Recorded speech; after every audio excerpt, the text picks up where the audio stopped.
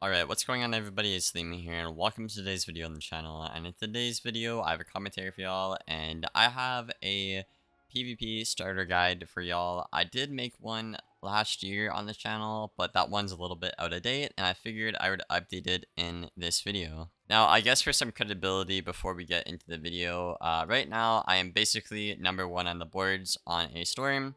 This Cure person got banned for cheating. They harassed myself and other streamers every day for a year, and they got banned.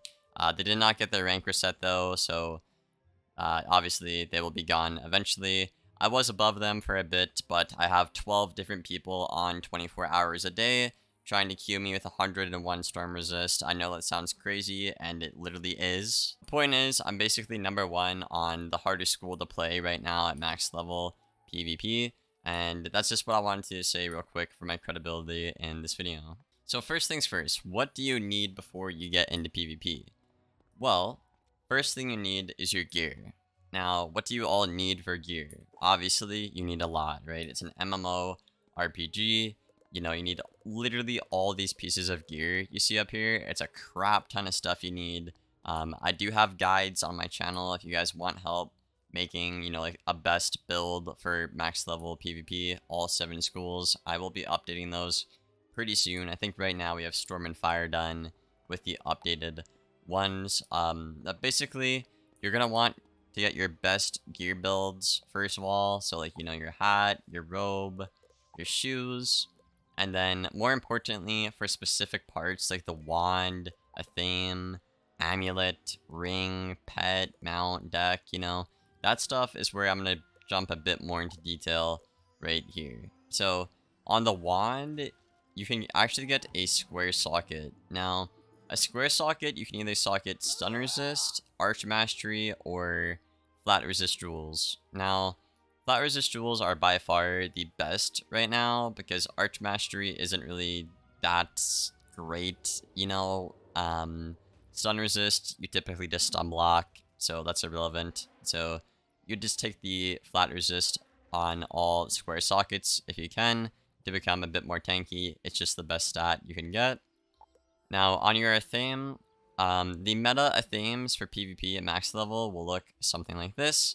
For the sockets, a tier, 2 circles, and a triangle socket. Now, depending on your certain build and what school you are on, you might have 2 triangle sockets or just 1. But typically, you'll be socking pips or accuracy on this piece right here. And then you're going to want 2 6 pierce jewels right here. And ideally, a 150 plus health jewel as well. For the amulets, they obviously vary a little bit. The 2 best amulets I would say right now in the game are either a mastery amulet, which you can get in the arena, which are pretty cheap. They're like 20 tickets over here at Jordo Mistborn. Or if you're a better school, like a defensive school, like, Ice, Death, Life, Balance, Myth even, those schools have really solid amulets, which I can show you here on the video. They just give way better stats than any other mastery do. And if you're good at cycling your pip chance, basically you don't really need a mastery, right?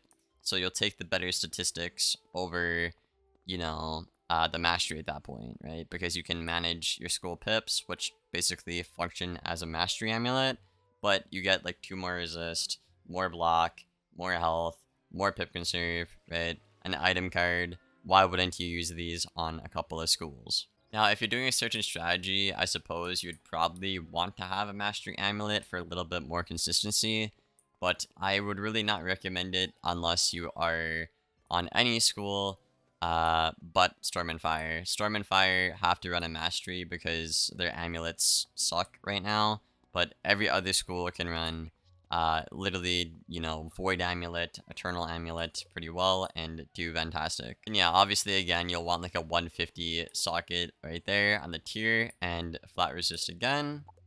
On the ring, we're going to have a tier, a circle, and a square.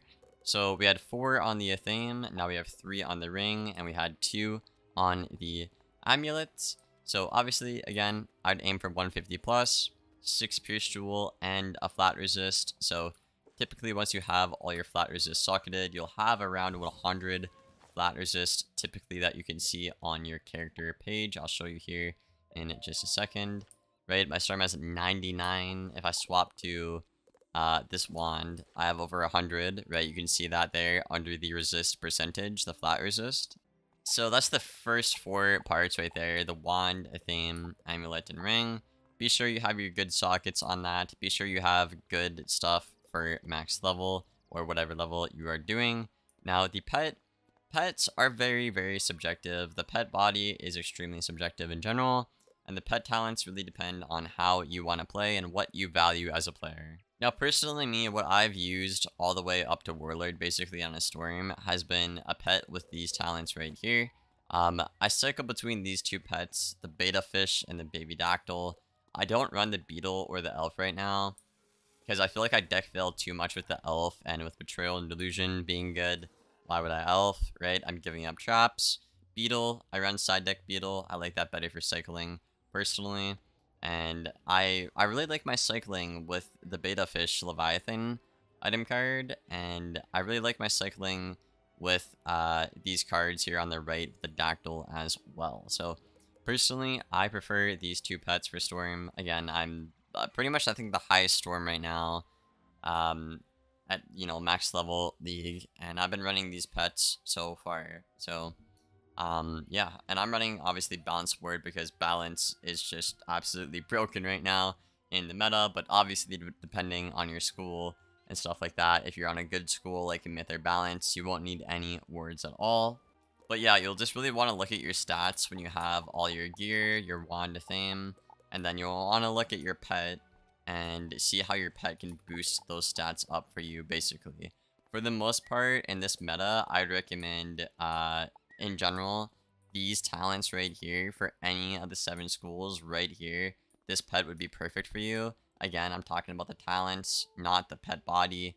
I would definitely recommend getting a pet like this for every single one of these 7 schools. For the mounts, it obviously varies. Again, you can have a set bonus mount for more pierce, or you can have a clockwork courser or a gulcher, or a damage set bonus, you know, to get like 8 more damage or something like that with the fossil krill pet, you know. Personally, I just run clockwork courser on all my characters, you know. +2 pierce is pretty valuable right now, and obviously the mount looks pretty darn cool. So if you can get your hands on any of these stat mounts, they are pretty good. Again, I would recommend the clockwork courser because this one you do not have to have a pet made for, unlike the pierce set bonus and the damage set bonus. You would have to make a pet to complement the mount. But if you run a clockwork or a gulcher, that is really good for any of the 7 characters. Now for the deck, again, this is a very, very subjective. What I am running right now, this meta, is actually the Aeon deck. Now I'm doing this for the critical and block. You can be really tanky and do a lot more damage with an extra 73 critical. An extra 73 critical is like 2% more multiplier, which on big hits like Rasolka is pretty darn good. And you get that tier socket, you'll notice here as well. So I actually hit max accuracy and power pips, so I do not need a triangle socket, you know? I could get a triangle socket and socket like a bubble or something, but personally on a storm right now, its health and resist is really bad, so I'd rather beef up my health a little bit more, personally. I would honestly recommend this for most of the lower HP schools, you know? Like Storm and Fire, primarily, I'd recommend having this for. I feel like on a myth, you kind of need the pip conserve, and I guess you could run it on higher health schools, but it doesn't, 100 health doesn't really mean much when you already have like 13k like a life, you know? 100 health means more to a Storm who only has like 8,000 right now. So moral of the story here is if you're lower HP school, I would recommend having a tier socket on your deck to have these cracked stats. Or if you're a higher HP school and you can give up stuff because you have so much tankability, I'd recommend getting a triangle socket and, you know, socketing a dual, you know, like a dual blade or a bubble or, you know, a cool item card like Enfeeble as well. Could be pretty darn cool. You could do Mandar, but that's not too good in PvP anymore, so I wouldn't recommend that. But yeah, that's really all I have for the stat part of the video. If you guys have any questions, just let me know in the comments below. Again, I have 2 out of the 7 videos done and updated with this recent gear audit. I'll try to get those out a bit quicker for y'all if I can. And we're going to move on to the next part of the video, which will be covering Rochambeau. So if you're looking at this wheel, you're probably a little bit confused. I don't blame you. It's really not that complex once you kind of like understand it a little bit, but basically there is a counter for everything with Wiz's new, like formula. As you see on screen here, storm goes to fire, which means storms counters fire. Fire goes to ice, which means fire counters ice. And then ice goes to storm, which means ice counters storm. I think you guys kind of get that. You probably figure out the middle one yourselves. And basically how this works is it's kind of like rock, paper, scissors in a way with like the matchups you're going to get. And some schools can absolutely destroy you in everything you do. For example, if you blade against an ice, they have a crap ton of good blade counters. Same thing with death, Or if you trap against a life wizard, they have really good trap counters as well. Or if you shield against a fire or a myth, you're gonna get absolutely stomped, dude? So this basically just tells you what your good and bad matchups are. If you want a further in-depth video about Rochambeau, I do have a video explaining how Rochambeau works in depth here on the channel, so definitely check that out if you haven't already. But I just wanted to give a brief explanation and bring it up here in this video. There's basically a hard counter and soft counter for every school. What I will say right now, though, in the current state of the game, it feels like soft counters sometimes hard counter more than the hard counter. That kind of probably didn't make any sense. Anyways, let's get on to the next point. Okay, briefly with this last point, I'm going to talk about deck setups and what I use personally.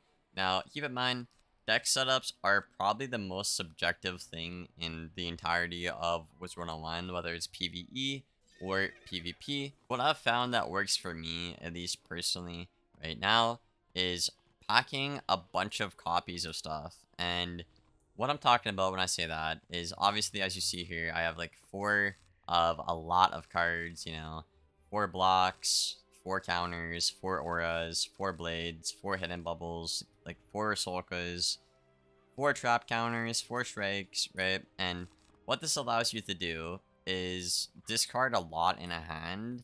So you can discard like 6 cards typically, 5 to 6 cards, and then use 1 and get a whole new fresh hand the next round. And typically with how things work, when it's all like 4 and you discard, it'll be more likely to get the next thing that is, obviously a higher chance, right? So with a deck, I would recommend, obviously, kind of doing something what I'm doing. Again, like packing a lot of copies of stuff. You don't have to if you don't want to. Sometimes I run like 2 delusions because typically people don't weakness stack and stuff like that. But, I'd just much rather have the counter than not have the counter, dude. And you guys could try my deck setup here on the story.